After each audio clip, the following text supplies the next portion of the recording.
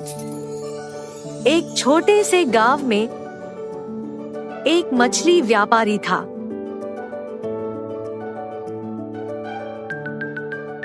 जिसका नाम रामू था। वह बहुत लालची था और सोचता था कि वह सबसे ज्यादा पैसे कमाएगा। रामू ने कई सारी मछलियों को खरीदा और बेचने की व्यवस्था की, जिससे उसने बहुत अधिक मुनाफा होना था। रामू जानता था कि लोगों को जो मछलियां सबसे अधिक पसंद आती है, उन्हें ज्यादा पैसे में बेचता था। इसलिए वह लोगों से मछलियों का बेहतर कीमत मांगता था और सड़े हुए मछलियों को भी महंगे दाम में बेचता था। वह लोगों से ज्यादा पैसे कमाने के लिए अपने गंदे उपायों का इस्तेमाल करता था। एक दिन रामू ने अपनी दुकान में जोड़ीदारियों की बजाय उबली हुई मछलियों की बिक्री करने का निर्णय लिया। वह लोगों को बताता था कि उबली हुई मछलियां सेहत के लिए बहुत अधिक फायदेमंद होती है और इसलिए वह उन्हें ज्यादा मूल्य में बेचेगा। लोग उसकी बातों में आ गए और वह अपने उबली हुई मछलियों की बिक्री शुरू हो गई और लोग इसमें रुचि लेने लगे। लेकिन उन्हें यह नहीं पता था कि रामू अपनी दुकान में सच में उबली हुई मछलियों की बिक्री नहीं कर रहा था। वह सच में साबुन और पानी के इस्तेमाल से मछलियों को उबलता था और उन्हें उबली मछलियों के रूप में बेच रहा था। इस तरह रामू के उपायों से लोग अस्वस्थ होने लगे और इस वजह से उनकी डिमांड में कमी आने लगी। इसके बावजूद रामू अधिक पैसे कमाने के लिए और अधिक दलाली करने लगा। एक दिन उसके दुकान में एक ग्रामीण महिला आई और उससे मछलियों की खरीद करने के बाद रामू ने उसको ज्यादा मूल्य में मछलियां बेची। लेकिन महिला ने उसे धोखा देते हुए उसकी धोखाधड़ी का राइजगार बताते हुए उसे फंसा दिया। रामू धमकी देने लगा, लेकिन महिला उसके सामने नहीं डरी।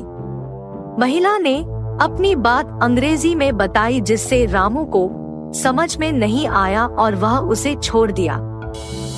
रामू अब थक गया था।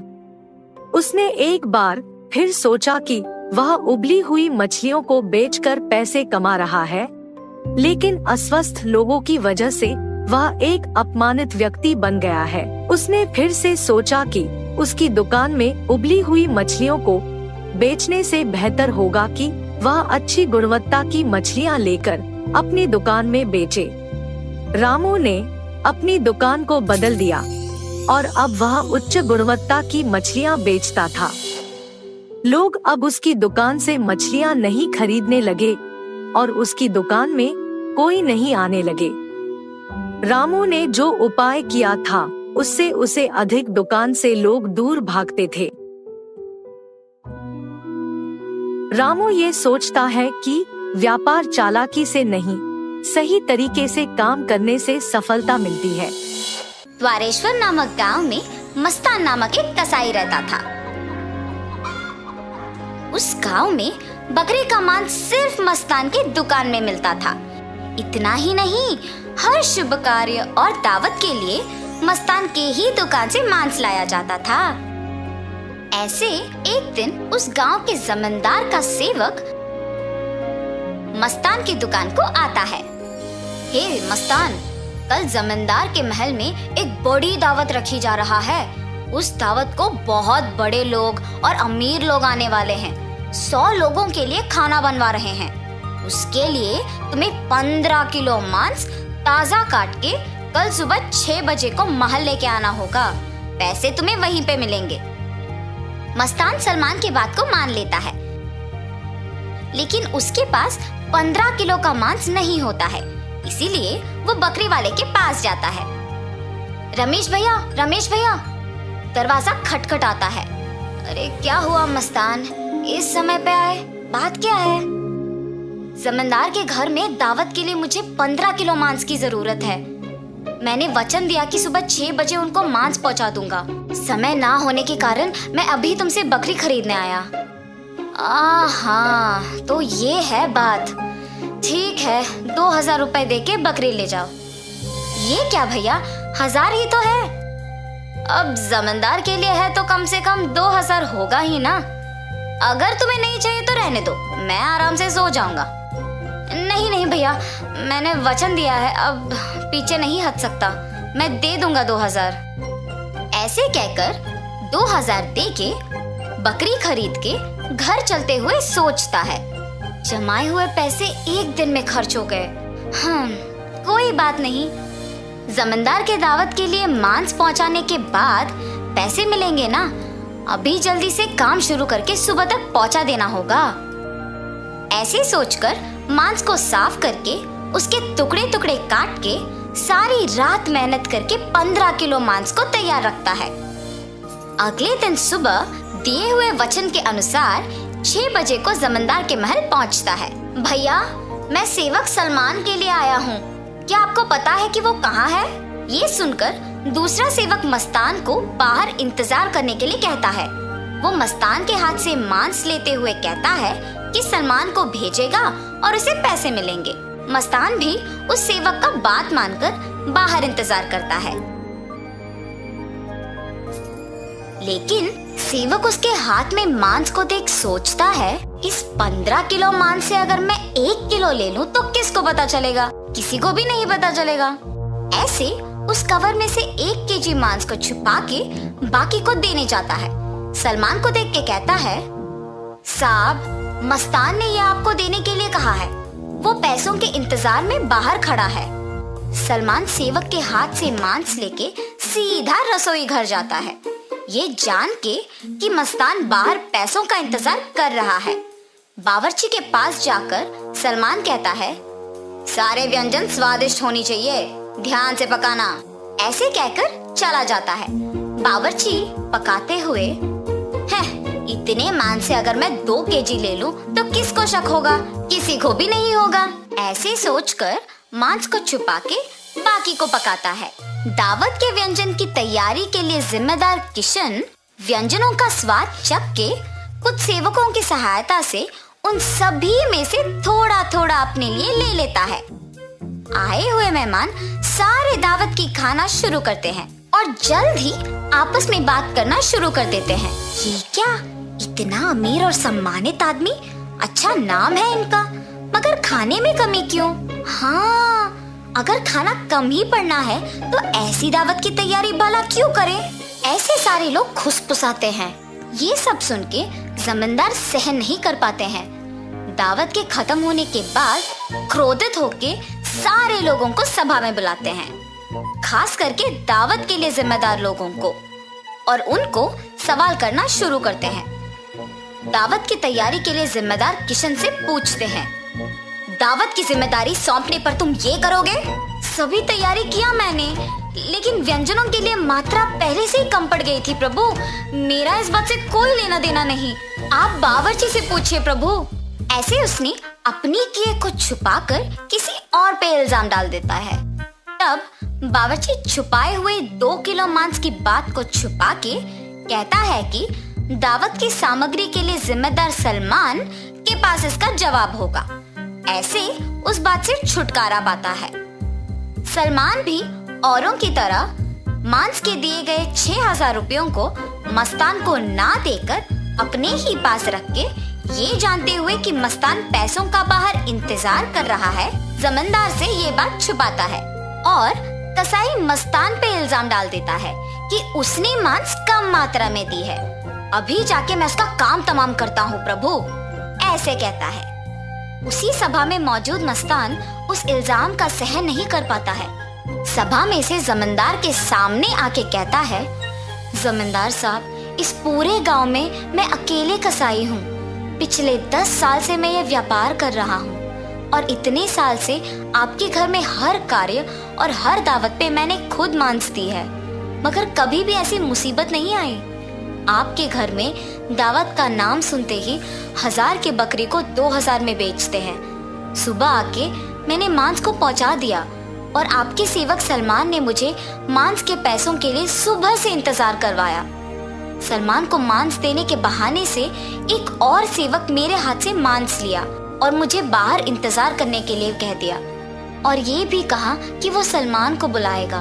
उसके बाद इनमें से कोई भी मेरे पास नहीं आया। कृपया मेरा यकीन कीजिए प्रभु, आप ही की दया से जी रहा हूँ। मस्तान, मुझे तुम्हारे बारे में पता है, तुम फिक्र मत करो। सैनिकों, सलमान के कपड़े खोजो, देखो अगर 6,000 रुपए मिलते हैं। खोजने पर सलमान की जेब में 6,000 रुपए मिलते हैं। ऐसे उन सब में से सलमान पकड़ा जाता है। और इतना ही नहीं, किशन जिन सेवकों की सहायता से सभी व्यंजनों से थोड़ा अपने लिए ले लेता है, उनमें से एक सहायक जमींदार को सच कह देता है। बावर्ची का झूठ बैग में रखे मांस कोई सेवक को मिलने पर बाहर आ जाता है और पहला सेवक जिसने 1 किलो छुपा लिया, उसने डर के मारे अपनी गलती मान ली। तब जमींदार सभी को दंडित करते हैं और मस्तान को उसके पैसे 6,000 दे देते हैं और ये भी कहते हैं कि वो मस्तान के लिए हमेशा रहेंगे। तो इस कहानी का नैतिक क्या है? गलती का सजा मिलेगी ही मिलेगी, इसीलिए ईमानदारी से जीना ही अच्छा है। एक समय में एक गांव में वीरेंद्रा नामक एक बड़े आदमी रहते थे।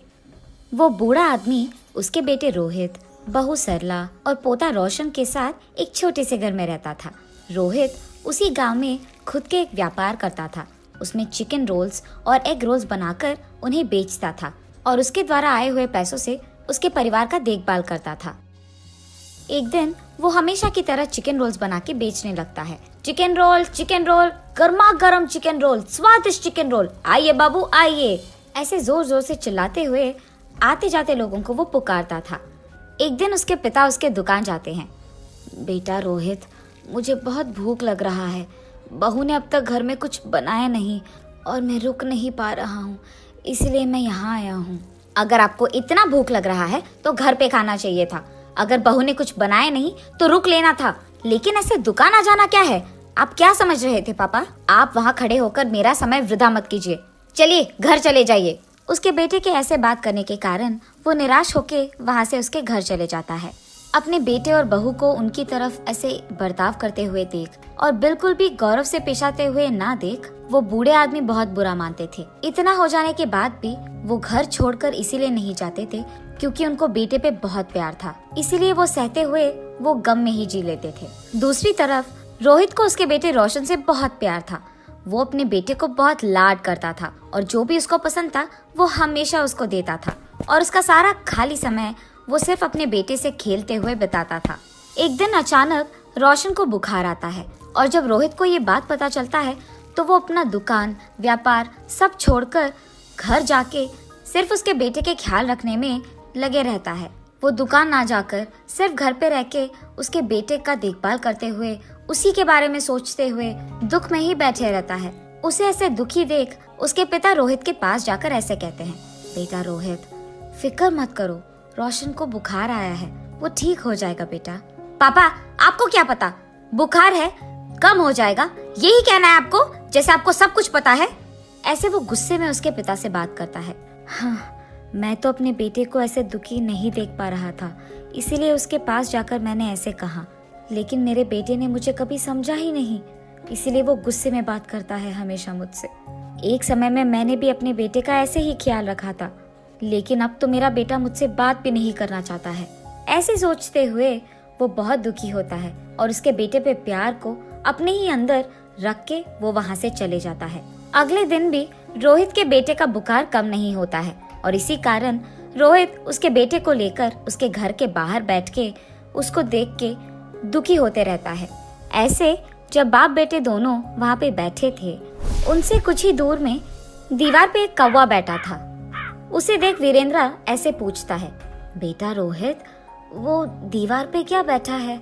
मुझे ठीक से दिखाई नहीं दे रहा है, तुम बताओगे? पापा, वो कौवा है। बेटा, शायद वो कौवा नहीं है, ठीक से देखो। आपको तो दिखाई नहीं देता है, जब मैं कह रहा हूँ कि वो कौवा है तो आप मान क्यों नहीं लेते हो? एक और बार मत पूछेगा, वो कौवा ही है। ऐसे उसके गुस्से में जवाब देने के बावजूद उसके पिता फिर से पूछते हैं कि वो क्या है। पापा, आपको कितने बार बताऊं मैं, वो कौवा है, कौवा है, कौवा है। आपने अगर एक और बार पूछा तो अच्छा नहीं रहेगा। ऐसे वो और गुस्से में जवाब देकर उठकर वहाँ से चले जाता है। उसके बेटे को वहाँ से उठ के चले जाते हुए देख वो और भी दुखी होते हैं। ऐसे कुछ दिन बीत जाते हैं। एक दिन रोहित अपने बेटे को उठाकर खेलते हुए उसके घर के सामने रहता है और ठीक तभी उसके घर के दीवार पे एक कौवा आता है। पापा पापा, वो दीवार पे क्या है? बेटा, उसको कौवा बुलाते हैं। पापा पापा, वो क्या है, उसे क्या बुलाते हैं? बेटा, उसे कौवा बुलाते हैं। पापा, वो क्या है? बेटा, उसे कौवा बुलाते हैं। तुम भी उसे बुला सकते हो। चलो बुलाओ कौवे को तुम्हारे पास। ऐसे वो अपने बेटे को कौवे के बारे में सिखाते रहता है, लेकिन उसके बेटे को कुछ भी समझ न आने के कारण वो लगातार एक ही प्रश्न पूछता है कि वो क्या है और उसे क्या बुलाते हैं, और ऐसे 20 बार करता है। इतने बार पूछने के बावजूद रोहित उसे बहुत सब्र से समझाता है। उसे जरा सा भी गुस्सा नहीं आता है। पापा फिर से बोलिए ना। बेटा, वो एक कौवा है। एक दिन जब मेरे पापा ने यही बात पूछी थी तो मैंने उन पर गुस्सा किया था और उन्होंने सिर्फ 3 बार पूछा था, और इसीलिए क्योंकि उनको दिखाई भी नहीं दे रहा था। लेकिन जब मेरे बेटे ने 20 बार भी पूछा तो मैंने उस पर जरा सा भी गुस्सा नहीं दिखाया और बहुत सब्र से उसको सब कुछ समझाया। मेरे पापा ने भी मेरा इतना ही ख्याल रखा था बचपन में, लेकिन बड़े हो जाने के बाद मैं उनका ख्याल नहीं रख रहा हूँ। ऐसे सोचते हुए वो बहुत दुखी होता है और ठीक तभी उसको घर के अंदर से जोर जोर की आवाजें आने लगती है। मेरी बीवी किससे बात कर रही है? ये सोचते हुए वो घर के अंदर जाता है। तुम्हारा बेटा तुम्हारा ख्याल नहीं रखता है, मैं भी तुम्हारा ख्याल नहीं रखती हूँ, फिर भी आप इसी घर में रहते हो, कभी बाहर जाते ही नहीं हो। शर्म नाम की कुछ चीज भी है आपको? उसकी बहू को ऐसे बात करते हुए चिल्लाते हुए देख वो कुछ नहीं कहते हैं और बस चुपचाप बैठे रहते हैं। सरला, मेरे पापा बूढ़े हैं, क्या बड़ों से ऐसे ही बात किया जाता है? उनका देखभाल करना हमारी जिम्मेदारी है, ये मत भूलो। और तुम पापा से ऐसी ऊंची आवाज में बात कर रही हो? हाँ, क्या आप ही बात कर रहे हैं? हाँ, मैं ही बात कर रहा हूँ। कल जब हमारा बेटा भी बड़ा हो जाएगा तो क्या वो भी हमसे ऐसे ही बात करेगा? सुन पाओगी उसकी ऐसी बातें? और वैसे वो अभी बच्चा है, उसके सामने अगर हम पापा से ऐसे ही बात करेंगे तो वो भला क्या सीखेगा, यही ना? इसीलिए आज से हमें ये सब बदलना होगा। तुम पापा से अच्छी तरीके से बात करोगी, उनको गौरव दोगी। आज से हम जैसा देखभाल हमारे बेटे के करते हैं वैसे ही पापा का भी करेंगे। ये वो उसकी बीवी को समझाता है। पापा, मुझे माफ कीजिए, जिंदगी में मेरे इस स्थान का कारण आप ही हो और मैंने आप ही को इतना दुख पहुंचाया। मुझे अपनी गलती का एहसास हो गया है पापा। ये कहते हुए वो उसके पापा के चरणों पे गिर जाता है। बेटा, तुम्हें बदलाव आ गया है, बस यही काफी है इस जिंदगी के लिए। मेरे बारे में ऐसा सोचकर दुखी मत हो बेटा, तुम बदल गए हो, मैं खुश हूँ। जी पापा, आइंदा मैं आपको कभी ऐसे दुख नहीं पहुँचाऊंगा और आपसे कठोर तरीके में नहीं बात करूंगा। आपका मैं बहुत अच्छा ख्याल रखूंगा, आपकी खुशी मेरी जिम्मेदारी। ऐसे ही तब से रोहित उसकी गलती का एहसास करके उसके पिता को उसके बेटे की तरह ही देखता है और रोहित के पिता भी इसी खुशी में जीते रहते हैं। और ऐसे रोहित को उसके गलती का एहसास होकर उसके दुकान में चिकन रोल्स, एग रोल्स बनाते हुए घर को भी संभालता है और ऐसे सभी खुश रहते हैं। दूध वाला। बिकनूर नामक एक नगर में रहता था एक राजा चंद्रसेना। उसका मंत्री कबीर सिंह उसके दूध का कारोबार संभालता था। उन्होंने बहुत सारे स्वस्थ गायों को पाला जो अच्छा और गाढ़ा दूध देते थे। ये दूध सारे गांव में बेचा जाता था।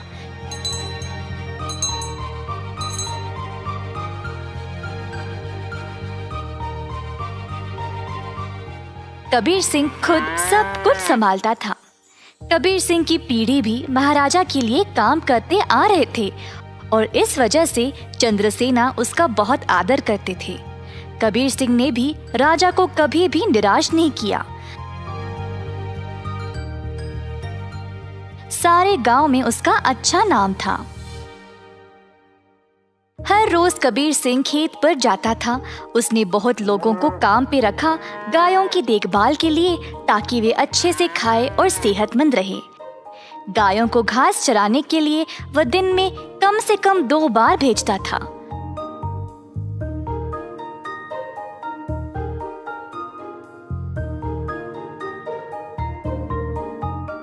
वह हमेशा ध्यान रखता था कि दूध साफ सुथरा रहे।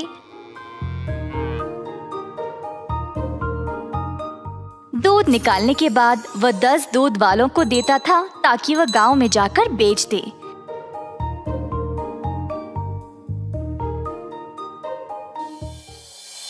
दूध वाले कबीर सिंह को पैसे देते थे और कबीर जाकर चंद्रसेना को। चंद्रसेना ने देखा कि कैसे कबीर ईमानदारी से काम करता था और उस पे पूरा भरोसा रखा। महाराज कबीर के साथ अच्छा बर्ताव करते थे और कबीर राजा के बारे में भी अपनी बहनों को बताया करता था। एक दिन जब कबीर घर वापस आया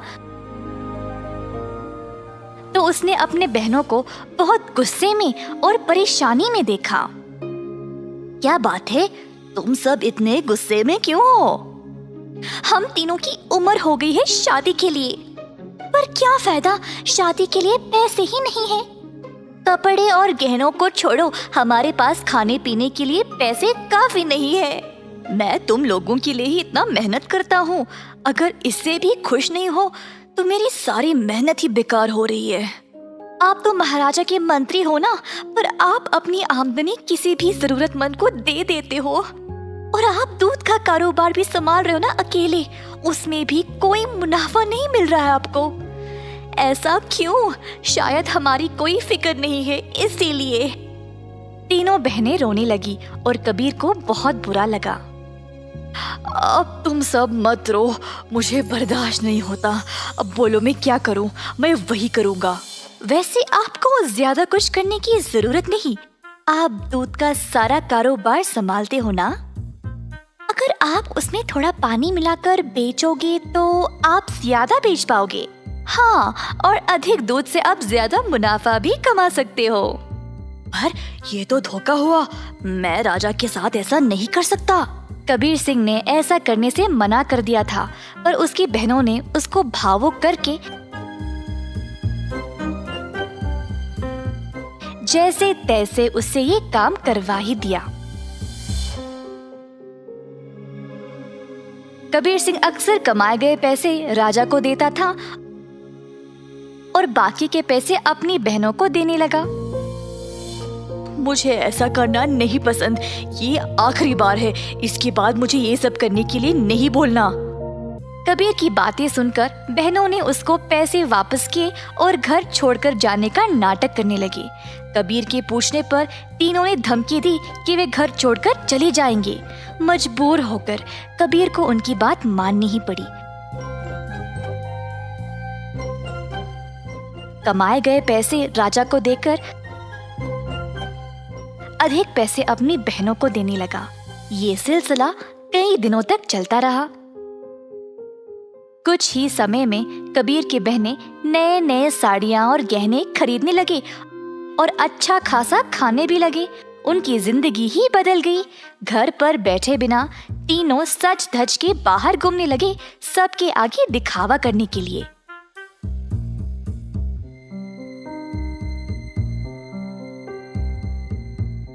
गांव के सारे लोग हैरान रह गए और आपस में बातें करने लगे। ये 3 बहनें कबीर की कमाई को ऐसे इस्तेमाल कर रहे हैं। मैंने कभी नहीं देखा किसी को ऐसा करते हुए। पर कबीर सिंह के पास इतने पैसे आए कहाँ से? सब लोग कबीर के बारे में बातें करने लगे और बाकी के मंत्री कबीर की कमाई पर ईर्ष्या करने लगे, तो इस बात पर जांच करना शुरू कर दिए। जल्द उनको सच पता चल गया कि वह दूध में पानी मिलाकर बेच रहा था। 70% राजा को देकर बाकी के 30% अपनी जेब में डाल रहा था। खेत के कारीगरों से मंत्रियों ने ये बात का पता लगाया। सारे मंत्री गए राजा के पास और उनको पूरा सच बता दिया। अब क्योंकि राजा को कबीर से बहुत लगाव था, उनको इस बात पर यकीन ही नहीं हुआ, पर उनके पास और कोई रास्ता नहीं था सिवाय कबीर को दंड देने का। तीनों बहनें आए कैद खाने अपने भाई को देखने के लिए और उनको बहुत बुरा लगा कि उनकी ही वजह से उनका भाई आज जेल में बंद पड़ा है।